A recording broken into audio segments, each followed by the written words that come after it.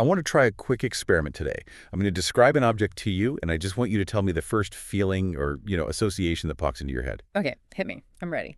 So you're holding a heavy robe. It's dyed this deep, rich purple, the specific shade reserved for the Roman emperor. It represents absolute authority, divine right, and pretty much unlimited wealth. I mean, that evokes awe, right? Power, maybe a little intimidation. It's really a symbol of the highest status imaginable. Right. And that's the story our brains tell us. But here is how our author for today's deep dive describes that exact same object. He says, and I'm quoting here, "This purple robe is but sheep's hairs, dyed with the blood of a shellfish." Well, that certainly sucks the romance out of it. Oh, it gets way more visceral than that. He talks about sex, the act of creating life, passion, romance, and he defines it as the attrition of an ordinary base entrail and the excretion of a little vile snivel. That is aggressively unromantic. If I saw that on a blog today, I'd assume it was written by, like, an edgy nihilist teenager locked in a basement somewhere. You really would think that. But this isn't a teenager. This is Marcus Aurelius. We are talking about the absolute ruler of the known world, writing in his private journals. And he's not trying to be edgy. No, not at all. And that's really the key to understanding Book 6 of his Meditations, which is what we are diving into today. This isn't performative cynicism. It's a psychological tool.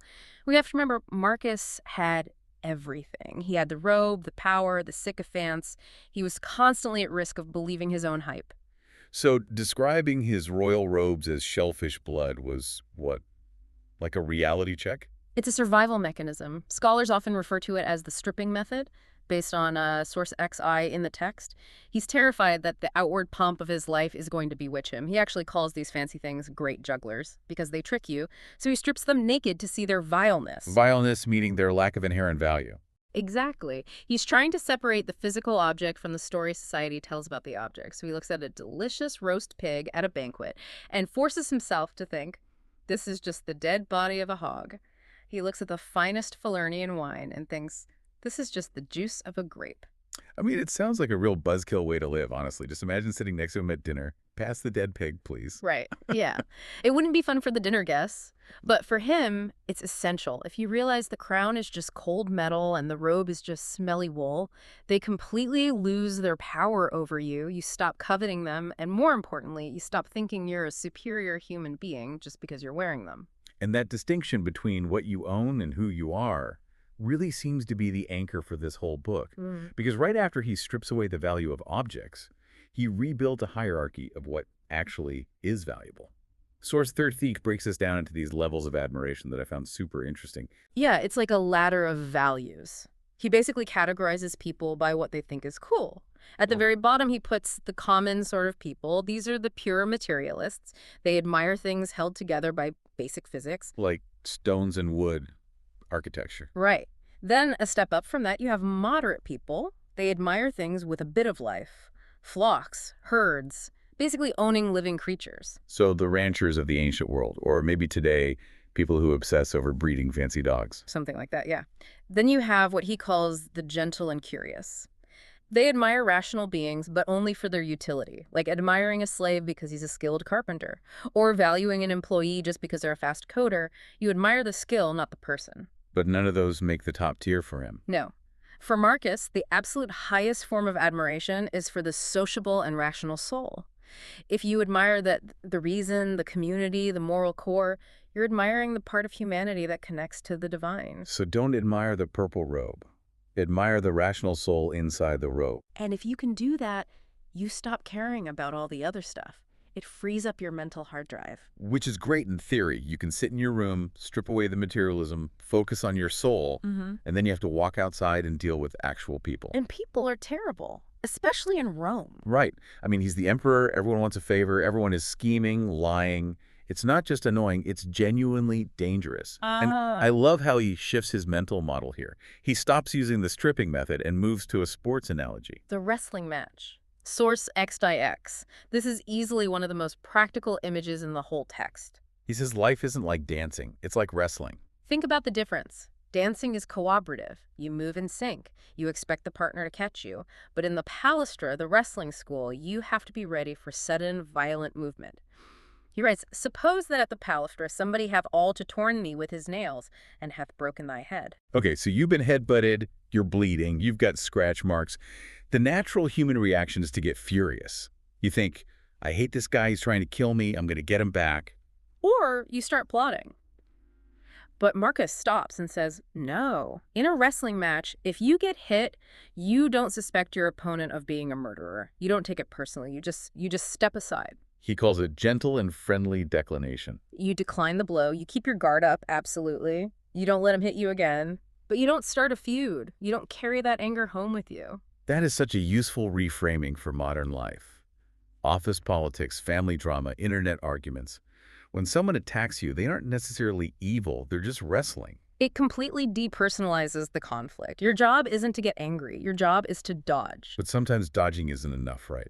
Sometimes they really get under your skin and you want revenge. And Source V has this devastatingly short line. I actually think it's the best one-liner in the book. The best kind of revenge is not to become like unto them. Total mic drop moment. It really is.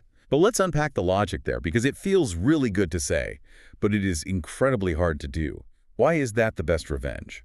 Because if you get angry and bitter just because they were angry and bitter, they've won. They've essentially cloned their bad behavior into you. You've lost your inner citadel.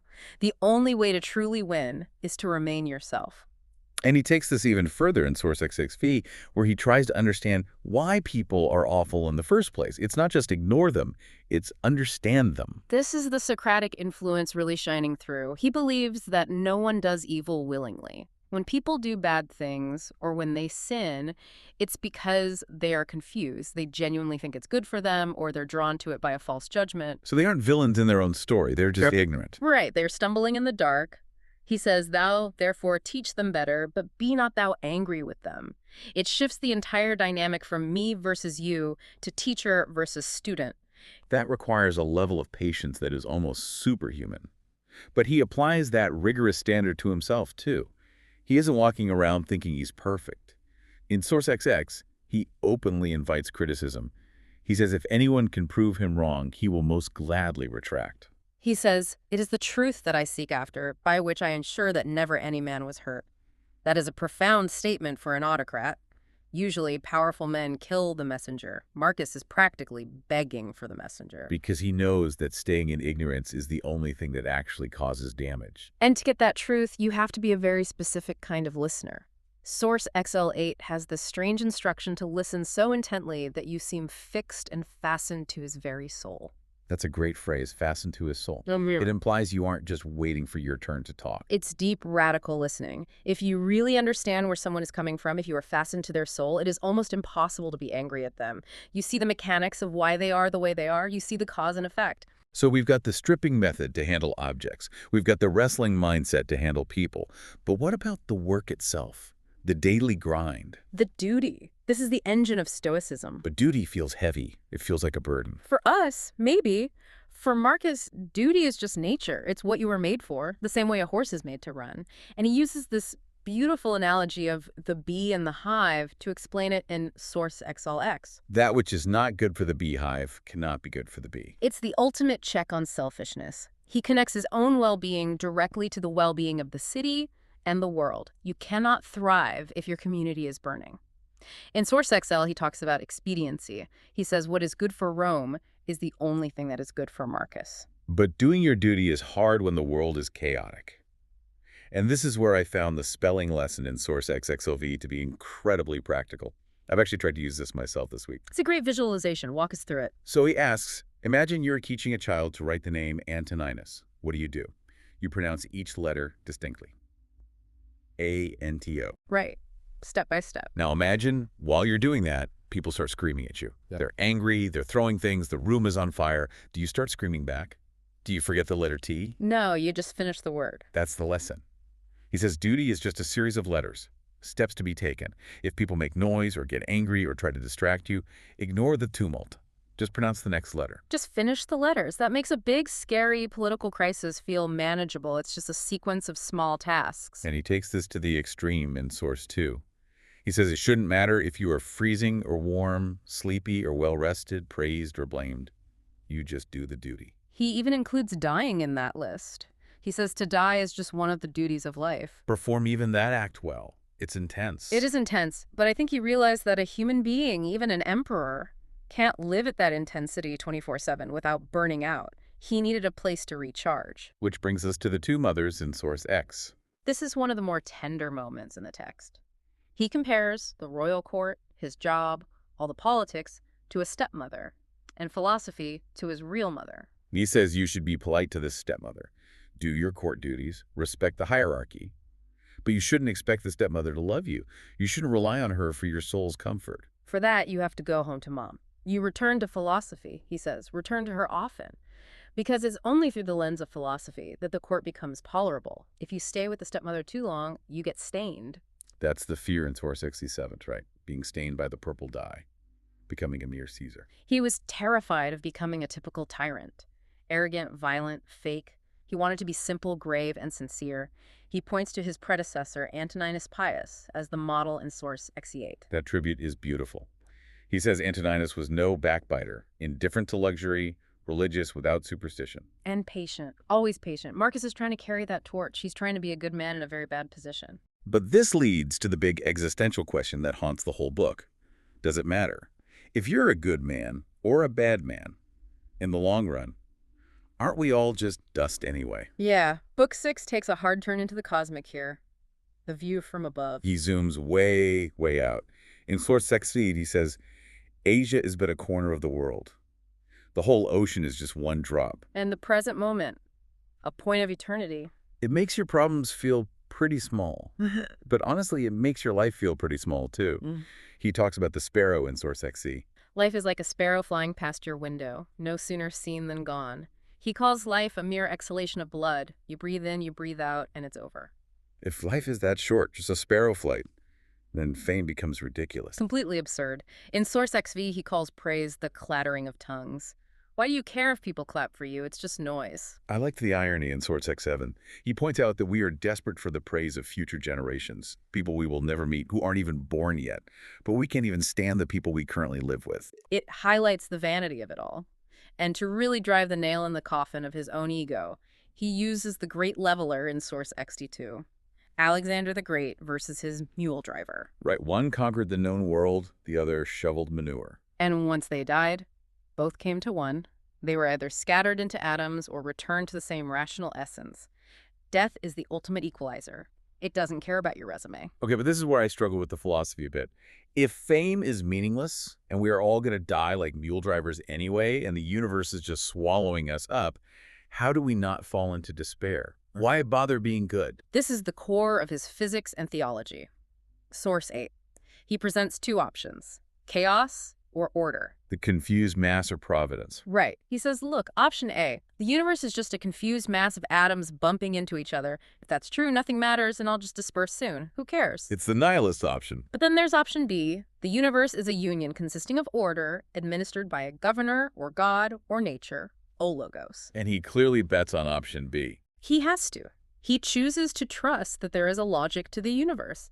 He uses a brilliant analogy in source XXXV involving a carpenter's tool to explain our place in it. How does that work? Well, if you see a saw or a hammer in a shop, you know it has a purpose, even if the carpenter isn't in the room. You respect the tool. But in nature, the power that made things isn't separate. It resides inside the things. So the purpose is baked right into us. Yes. We have to respect that inner power. But, and this is the big but, the people always ask, what about the ugly stuff? What about poison? What about thorns? What about the gaping jaws of a lion? That's source XXD3. If the universe is so orderly and good, why do lions want to eat me? Why is there mud and rot? He calls these the lion's gap. He argues that these scary or ugly things are just necessary byproducts of the goodly fair things. You can't have a sophisticated universe without consequences. If you want wood shavings, you need a saw. If you want nature, you get thorns and lions. They are part of the one nature. So stop complaining that the rose has thorns. It's part of the package. Exactly. And if you do complain, he says it's basically a medical condition. Source LII. He compares a complaining person to someone with jaundice. To a person with jaundice, honey tastes bitter. And to a person bitten by a mad dog, a hydrophobe, water is terrifying. But the honey isn't bitter, and the water isn't scary. The person is just sick. That's the takeaway. He asks, why be angry at the world? The world is fine. Your judgment is colored by your own mental jaundice. You need to cure your perception, not the universe. That puts the responsibility squarely back on us. It's empowering, but it's tough. It basically says stop whining and fix your eyes. It's the ultimate accountability. So let's recap the mission here. We need to strip away the glamour of luxury and see it as sheep hair. We need to dodge the blows of rude people without hating them. We need to do our duty like we're spelling a word, ignoring the noise. And when it all gets too much, we run back to mother philosophy. It's a guide to resilience. But I want to leave you with one final thought to mull over. Something from the text that I think sums up his entire mindset. It's from Source XLV. It's about what happens when you are totally blocked. Ah, yes. The pivot.